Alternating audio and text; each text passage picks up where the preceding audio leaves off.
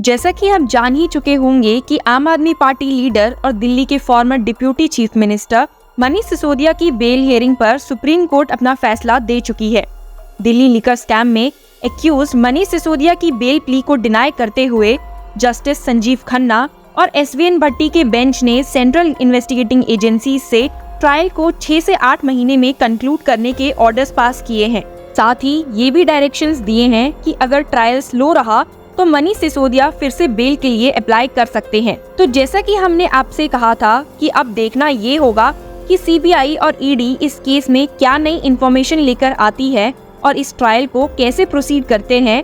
Supreme court के आम आदमी पार्टी लीडर की बेल को डिसमिस किए हुए एक ही दिन हुआ था कि एक और न्यू डेवलपमेंट इस केस में सामने आ चुकी है। सीबीआई और ईडी ने काफी तेजी के साथ ट्रायल को प्रोसीड कर दिया है। आप तो जानते ही हैं कि ED case is based on a first information report registered by the central bureau of investigation alleging multiple irregularities in the formulation and implementation of Delhi Excise Policy 2021-2022, which was scrapped following corruption allegations.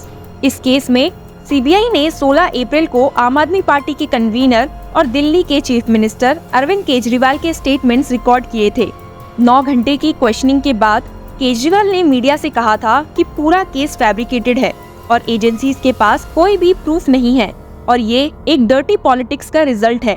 उस वक्त उन्होंने ये भी आरोप लगाए थे कि पूरा केस आम आदमी पार्टी को नीचे लाने के लिए बनाया गया है, जिसके बाद आम आदमी पार्टी के 3 लीडर्स अरेस्ट कर लिए गए थे and out of these one was Manish Sisodia. अब जब मनीष सिसोदिया को सुप्रीम कोर्ट ने बेल ग्रांट करने से मना कर दिया है, ईडी ने इस केस को स्पीडी करते हुए Delhi chief minister Arvind Kejriwal, who is also the आम आदमी पार्टीज नेशनल कन्वीनर, को समन इशू किया है for recording his statement on November 2 in connection with the Delhi excise policy case. आम आदमी पार्टी, जो कि अब इंडिया अलायंस का एक हिस्सा है, which is a political alliance of opposition parties against BJP for the upcoming elections, जब आम आदमी पार्टी लिकर पॉलिसी स्कैम में फंसी नजर आई तो क्या आप जानते हैं कि इसमें टॉप पॉलिटिकल लीडर्स और लॉयर्स का क्या कहना है। सोमवार को ईडी के समन्स पर रिस्पॉन्स करते हुए senior party leader Saurabh Bhardwaj said, खबरों के मुताबिक केंद्र सरकार की ईडी ने दिल्ली के मुख्यमंत्री अरविंद केजरीवाल जी को समन भेजा है। इससे साफ हो जाता है कि केंद्र सरकार का एक ही मकसद है कि किसी तरह आम आदमी पार्टी को खत्म किया जाए और इसके लिए वे कोई भी कसर नहीं छोड़ रहे। सीनियर पार्टी लीडर अतिशी को भी ये कहते हुए सुना गया कि बीजेपी आम आदमी पार्टी के अच्छे काम से डर गई है और इसीलिए ईडी ने केजरीवाल को समन किया है। वो उन्हें फॉल्स केस में फंसाना चाहते हैं। लेकिन वहीं दूसरी तरफ केजरीवाल पर समन्स को सेलिब्रेट करते हुए Delhi BJP president Virendra Sachdeva termed it the day of victory of truth and said Delhi will finally get freedom from Mr. Kejriwal's corrupt regime. He said, today when the Supreme Court rejected Mr. Sisodia's bail, it vindicated the BJP's allegations of liquor scam and the ED summons to Mr. Kejriwal is the final step to take the corruption saga to its conclusion with the Kejriwal team landing in jail. सिर्फ यही नहीं, BJP leader RP Singh का कहना है, Arvind Kejriwal should resign now because he is the kingpin of the complete liquor scam. There are officers who have said on record that every policy, every change in the policy was dictated by Arvind Kejriwal. He drafted the policy benefiting the liquor mafia. और तो और BJP से ये भी सुनने में आ रहा है कि केजरीवाल लिकर स्कैम के मास्टरमाइंड और किंगपिन थे। BJP leader Shehzad Poonawalla said, "The शराब घोटाला is a घोटाला of Kejriwal by Kejriwal for Kejriwal. He is the mastermind and the kingpin of the शराब घोटाला. There is no doubt left in it anymore."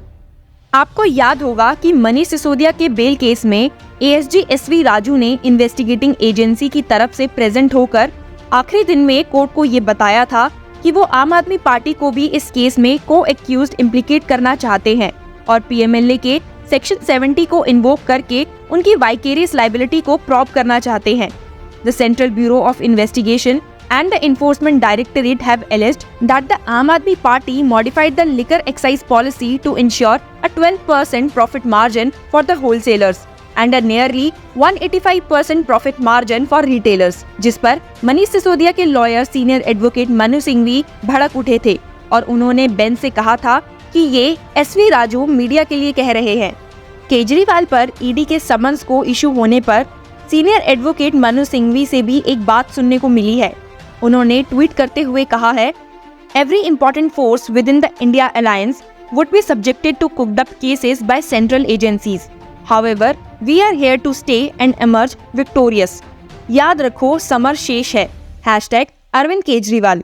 जहां एक और ईडी ने आम आदमी पार्टी पर अपनी फुल फ्लेज्ड इन्वेस्टिगेशन शुरू कर दी है in connection with Delhi liquor scam, वहीं दूसरी ओर बीजेपी के अगेंस्ट फॉर्म हुई alliance with acromion India having 26 opposition political parties की कंट्रोवर्सी पर इलेक्शन कमीशन ऑफ इंडिया ने कमेंट करने से रिफ्यूज कर दिया है।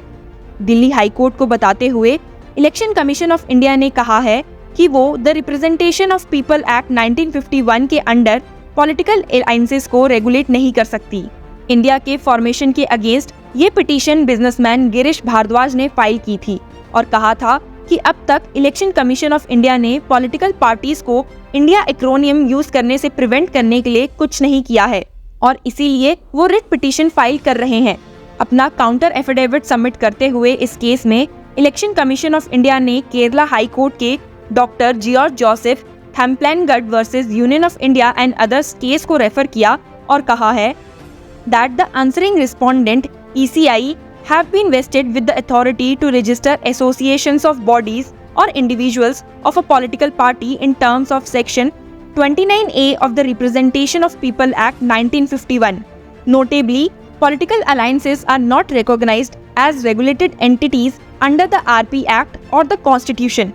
खैर, इस केस की हियरिंग तो दिल्ली हाई कोर्ट सुन ही रहा है, पर अब सबको इंतजार है 2 नवंबर का, जब इन्फोर्समेंट डायरेक्टरेट केजरीवाल से सवाल जवाब करेगी।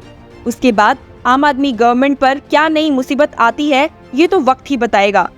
पर क्या आपको लगता है कि जैसे कि आम आदमी पार्टी लीडर्स और मनु सिंघवी का कहना है कि ये सब बीजेपी के कहने की वजह से हो रहा है, सही है? Share your views with law chakra and keep following for more updates.